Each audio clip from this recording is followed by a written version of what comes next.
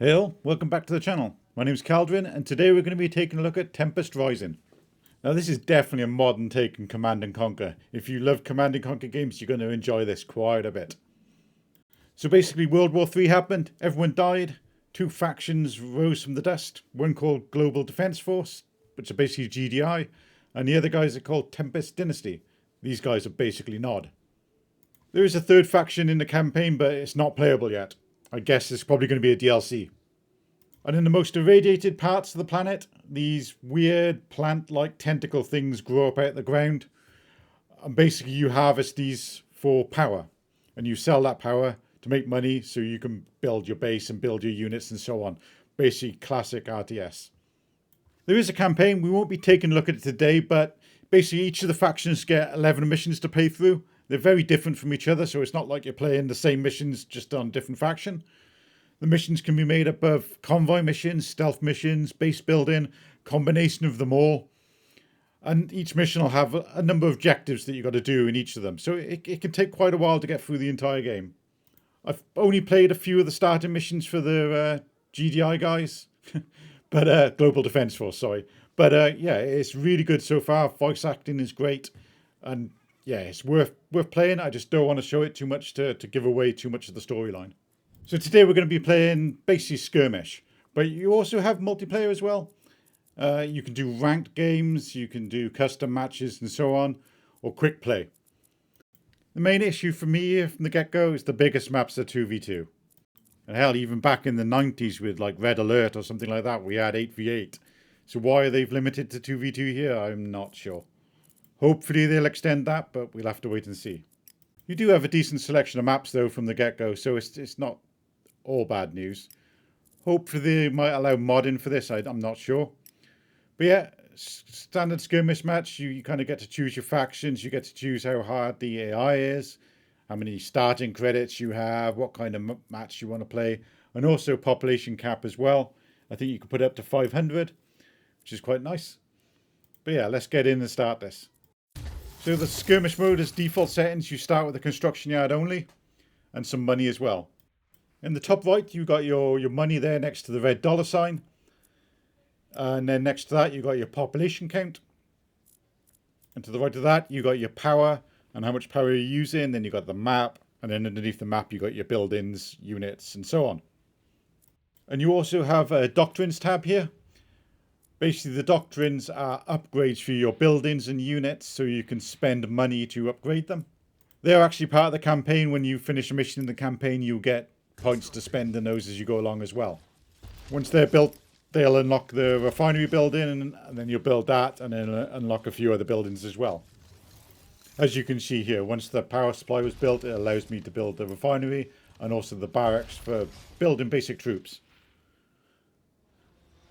Now, the map is kind of similar to Command and Conquer or other games like this, where you'll have resources in different places that you can go and gather. This red stuff here is basically the resources that you gather and refine in this and sell for money.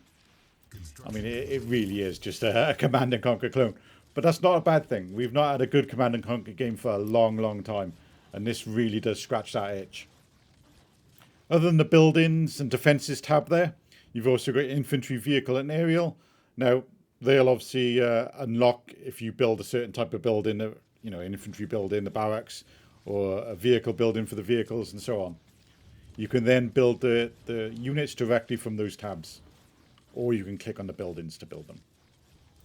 Here we see the refinery building just finishing here, and it'll automatically spawn a harvester that will go out and harvest all the resources.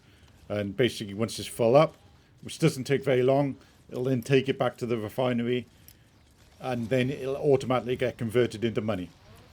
As you can see, I'm burning through that money pretty fast as it is. You definitely need to work towards getting more than one harvester pretty early on, I would say. Because, yeah, you do burn through the money fast.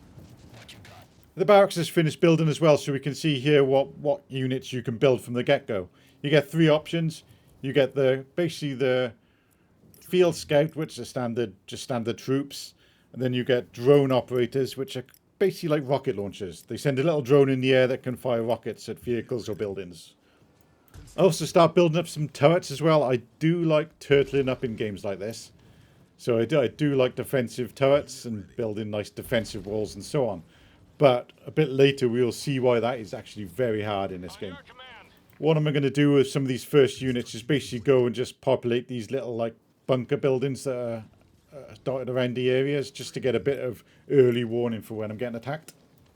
As you can see as well, building these turrets and building these troops is burning through my money pretty fast. I didn't do it in this playthrough, but I would advise anyone to get a vehicle building up as soon as possible so you can build another harvester. Because this game is fast, even on normal. It's very hard.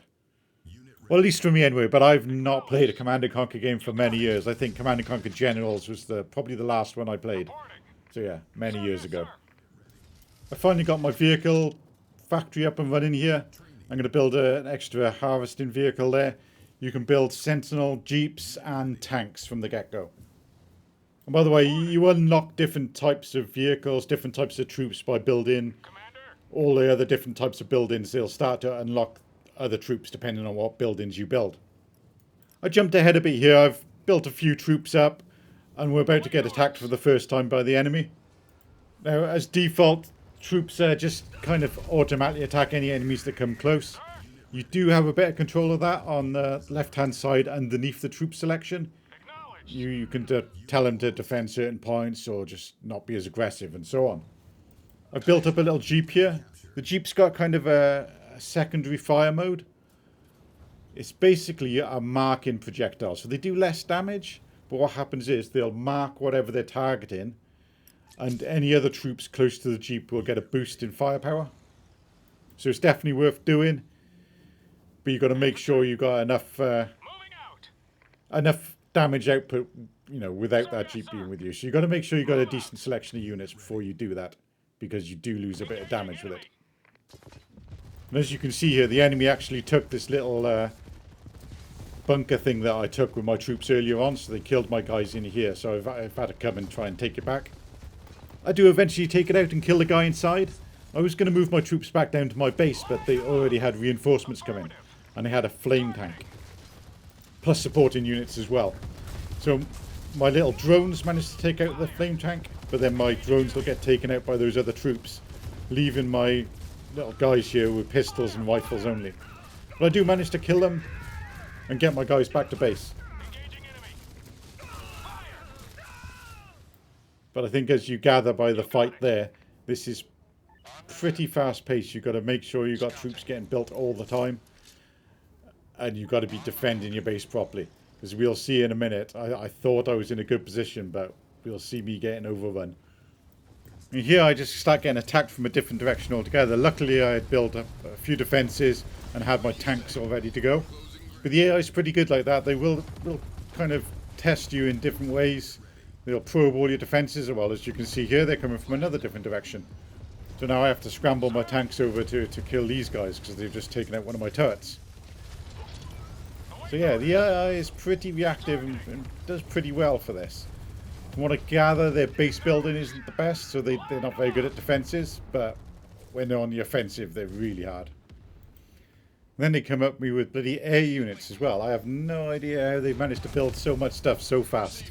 I'm guessing the AI does cheat a bit here. But I don't think I could have built this fast. But yeah, as you can see, I'm getting attacked by wave after wave of them. Helicopters, ground units, high-end troops. Bloody throwing everything at me. And I think because of that, and at the point I am, I don't think I can keep up here.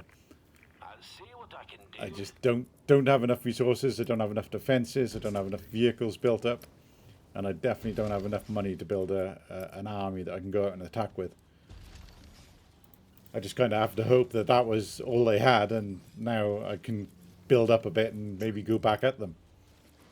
But no, a few minutes later, they're back at it again.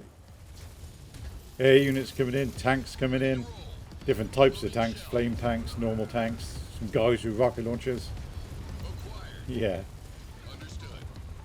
And sadly here they take out one of my tanks as well, which makes it a bit harder for me to defend. I've built an extra one, so I'm going to try and get him around as well. But also because I built so many defensive units and other buildings here, I've now ran out of power. So my defensive turrets are offline. And yeah, I need to scramble to build some more power supplies. But they're already coming up with even more units. So yeah, I think this is almost going to be the end of me. These flame tanks rip my troops apart. I've lost my other tank. I've just about got enough power now to power my defences. And I'm moving my last tank in to help you. And I'm also out of money, so I can't even build more units. So yeah, this is literally the end of me. 14 minutes into the game and they just overrun me. So it gives you a good idea that you need to build up really fast to be able to fight them off. Now, from what I remember back in the day, you know, Command and Conquer Generals was very similar as well. But there was definitely a way to turtle up in that. Whereas in this one, I don't think the turrets are strong enough to be able to defend properly unless you've got a hell of a lot of them. But yeah, this first skirmish game of mine was not good. I think I might have to start on easy and then move up to normal. Hey, but at least we're getting to see a good selection of the vehicles in the game, eh? More than I built, that's for sure. Then my construction yard goes boom and it's all over. Nice. Hey, at least the base blowing up animations are quite nice. So after a skirmish battle, you do get to see basically all the stats of the fight. You know, how many units they built, how many units I built. Quite a difference there. Although I did kill more, so I am better. See, I win just because of that, I reckon. And yeah, they earned a shit ton more credits than me as well. That is crazy. You can also kind of go down and have a look at the units, see how well your units have done and buildings are done, and different resource stats and so on. But yeah, that's a quick look at Tempest Rising, guys. It's a really fun game. If you like Command & Conquer, you're going to love this, I reckon. Other than the disappointment of the map sizes and only being 2v2, I think the rest of it is pretty damn solid. And hopefully, you know, there'll be better things to come as well. I just want to say thanks for watching, everyone. If you did enjoy this, please just leave a like. I'm going to be releasing a video once or twice a week. I'm just trying to work my way through my entire Steam library. Thanks again, and see you in the next video.